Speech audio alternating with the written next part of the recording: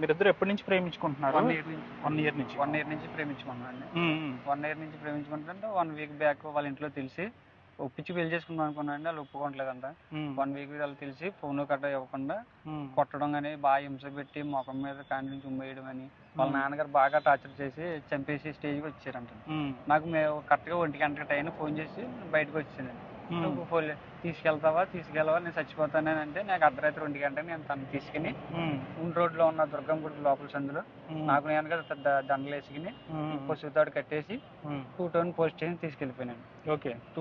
పెళ్లి చేసిన పోలీసులను ఆశ్రయించారు రక్షణ కోసం. ఆశ్రయిస్తే మీది కాల మండలానికి వస్తుంది, మీరు అక్కడికి వెళ్ళాలి, మాకు సంబంధం లేదు అన్నట్టుగా మాట్లాడారండి. మమ్మల్ని పట్టించుకోలేదండి. ఆ టైంలో ఇక్కడికి వస్తే మళ్ళీ వాళ్ళ పేరెంట్స్ గట్రా మమ్మల్ని ఏదన్నా చేస్తారని భయంతో ఎదిరించి కారు మాట్లాడుకుని 7-8 వరకు ఆ కారులో తిరిగి 7-8కి ఇక్కడికి వచ్చామండి. ఇక్కడికి వచ్చిన తర్వాత 7-8 వస్తే ఈ లోపు వాళ్ళ పేరెంట్స్ వాళ్ళందరూ మీ ఎస్ఐ గారి రూమ్ లో ఉన్నారండి. ఎవరు మిమ్మల్ని కొట్టింది? ఎవరు మమ్మల్ని కొట్టింది? వాళ్ళ నాన్నగారండి. వాళ్ళ చిన్నాన్న డైరెక్ట్ మీ ఇంటికి వచ్చారు? మా ఇంటికి వచ్చి 20 మంది వచ్చారండి. 20 మంది వచ్చి నన్ను అయితే చాలా గట్టి కొట్టారండి. మా నాన్న కొట్టారండి, మా అక్కల్ని కొట్టారు, మా నాన్నమ్మని కూడా కొట్టారండి. చిన్నపిల్లలనేమో గెంటేసి గుమ్మలకి తగిలిరు. వాళ్ళు కూడా చాలా ఇబ్బంది పడ్డారండి.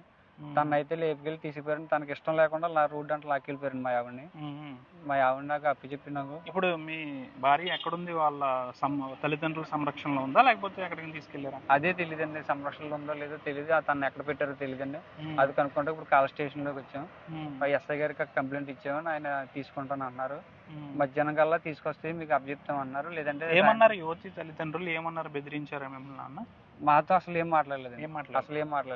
స్టేషన్కి వచ్చాం. స్టేషన్ లోనే ఎస్ఐ గారు సమీపంలోనే ఇద్దరిని మీకు పెళ్లిచ్చి ఆ అమ్మాయికి సంబంధం లేదన్నట్టుగా మాట్లాడి కాగితాలు రాశారండి. ఎవరికి సంబంధం లేదని. తనకున్న చెవులీలు కూడా తీసేసి పెళ్లి విషయం యువతి ఇంట్లో చెప్పిందా?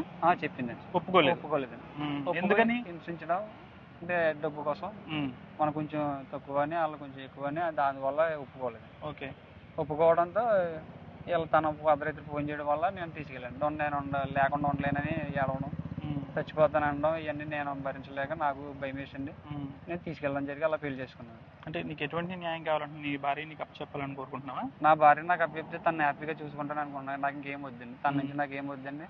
వాళ్ళ పేరెంట్స్ కూడా మాకు సంబంధం లేదండి. నాకు తన ఒక్కతే కావాలి. నా భార్య నాకు అప్పచెప్పమని కోరుకుంటున్నాను.